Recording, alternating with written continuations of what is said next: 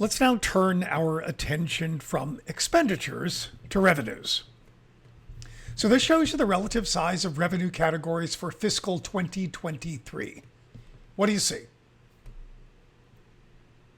So as I've already seen, spending for fiscal 23 was projected to be about 6.1 trillion, that's spending. Now looking at revenue, we see about 4.43 trillion, or as it says here, over 4,000 billion, another way of dealing with very large numbers. So the first thing to note is that revenue is lower than spending. We spend more than we take in most years. This is called a budget deficit, and it's pretty normal. And you can see that here if you look at that top chart in light blue. Notice how rarely that blue dips below the line that shows a surplus rather than a deficit. Revenue to fund the federal government comes from a few different places. So the largest categories you can see here is individual income taxes. So this is the money that you pay to the federal government based on your income from work every April 15th. It's about half of all federal income. The next largest category are payroll taxes.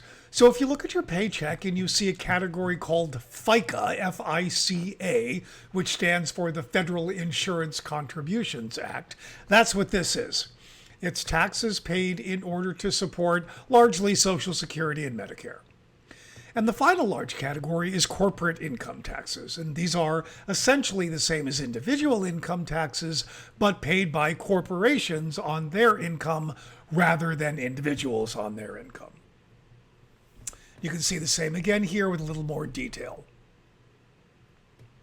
And here again, showing absolute dollars and the figure as a share of the economy. And the trend over time.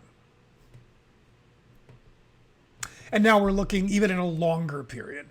And as you can see, the total share of federal revenue from individual income taxes is about the same as it was in the 1960s, while the share from corporate income taxes is significantly lower.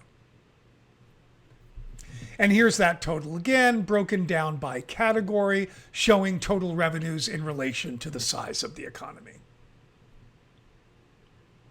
So now this shows top marginal individual income tax rates over time from 1913 to 2023. So first thing to notice is how much higher the top income tax rate was in the past than it is in the present, right? Radically higher, in fact. The top marginal tax rate was over 90% in the middle of the 20th century. You can see essentially that same pattern when we look at a handful of other rich democracies over the same period. In general, top rates climbed in the Depression era, peaked in the mid-20th century post-World War II period, and then have begun a steady decline since about the 1970s. Now, when I said earlier that the top marginal income tax rate peaked at over 90% in the mid-20th century, that doesn't mean that in the mid-20th century, the very wealthiest people paid 90% of their income in taxes. That's not how our income tax system works. So let's take a moment to talk about how it does work and look here at just the section labeled single returns, right? So here's how that works, right? Everybody, no matter how much their income, right, up to $10,275, right, pays 10% on that income. Now, if that's all you earn, you're done. That's your tax rate. If you earn more than that, from the $10,275 up to $41,775, right?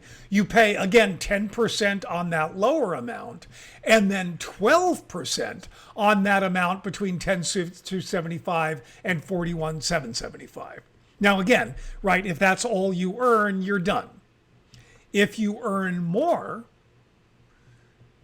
any amount between $41,775 and $89,775, right, you pay 10% on that first amount, 12% on that second amount, and then 22% on that 41,775 to 89,75 amount, right? Going all the way down until we get to 329,900 a year, right? So again, you would pay 10% on that first amount, 12 on the second, 22% on the third chunk, 24%, 32%, 35%, and then only on the amount over 329,900 do you pay 37%. So the top marginal tax rate is 37%, but that does not mean that wealthy people pay 37% on all their income. They only pay 30% on the amount over that top cutoff figure. Now, look at the top marginal tax rate again, previous to the current rate of 37%, right? Look at that trend over time, right? We are in a period of low top marginal tax rates. So for example, here's what those tax rates looked like in 1963. First thing to notice is how many more different brackets there are, right? Bracket is just sort of those cutoff stages, right? So today, there are 7 different tax rates going up to a maximum of 37%. We just saw that. But in 1963, there were 25 separate tax rates that mostly only affected the very wealthiest people, going up to a top marginal rate of 91%. Now, this is looking at effective tax rates rather than the marginal tax rate. An effective tax rate, more or less, is not the tax rate that the IRS schedule says that you're supposed to pay, but the actual percentage of your income you pay when you're finished filling out your taxes and when your accountant is done taking your deductions.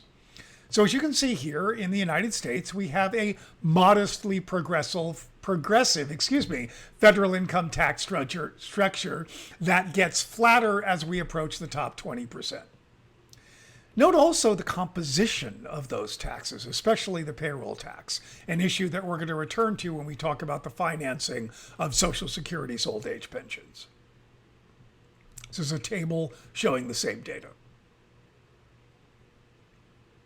Now, reasonable people can and do disagree about how to calculate these data, especially as they relate to the very richest households, where those data can often be really hard to come by. So this chart shows the findings of economists, preeminent economists, I think it's fair to say, who have spent the decade and more trying to gather data on just that group.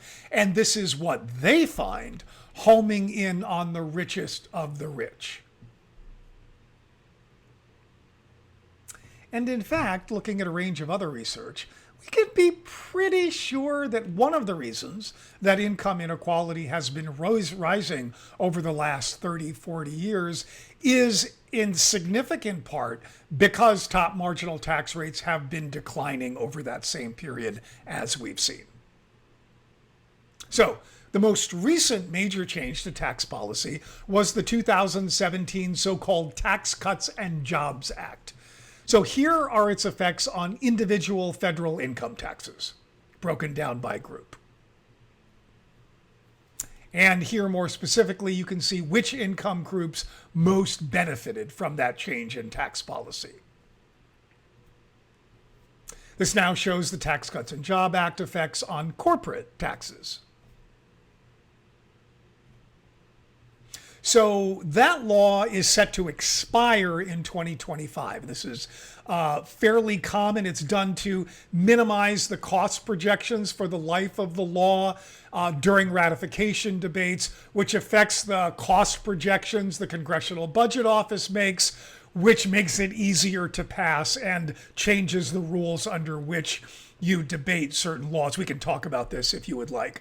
So here's one of the projections of the cost of extending that law as it is, rather than just letting it expire. And now this is homing in on the change in federal corporate tax rates, right? You can see that trend and the key inflection points looking here, what it labels there as the Trump tax cuts is the Tax Cuts and Jobs Act. So until now, we've only been looking at federal income tax rates. But of course, people pay state and local taxes too. And those state and local taxes are typically regressive in their effects rather than progressive. And that means the lower your income, the higher the share that you are likely to pay in taxes. And notice how different taxes have different effects on different income groups. So, when we now combine federal, state, and local taxes, here's what we get. We have, I think it's reasonable to say, a modestly progressive tax structure up until the 4th, 20th percentile or so. And then we get what is essentially a flat tax rate where the wealthiest people don't pay any more income than upper income people until we get to the top 1%. And again, depending on who is doing the calculation, a lot of folks would argue that this is deceptive and effect because of the tools that are available to them, shall we say. The top 1%, the top 1/10 of 1%, and the top 100th of 1% actually wind up paying significantly less than this in practice. So, looking at these data, not the ones that I was just talking about, what we see is that most people pay about the equivalent share of total taxes as they earn in total share of income. Now, different people view this in different ways, right? Some say this is fair. People pay about the same share of taxes as they earn in income, while others argue that this violates a fundamental principle of tax fairness. Taxes should be progressive and draw more as a share of income from wealthier people than they do from others. And this is just a nice sort of graphic, quick review of progressive, regressive, and proportional taxes, which are the ideas that I've just been talking about.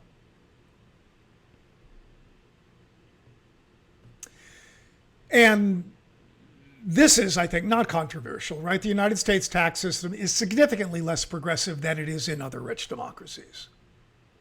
And it's worth pointing out that not only are our taxes less progressive than they are in other countries, but in fact, we collect significantly less revenue than do other rich democracies, right? That's us there in blue at the bottom. This should, I think, not be terribly surprising, right? After all, those larger, more generous welfare states need more revenue to function. This is yet another way in which the United States is an outlier.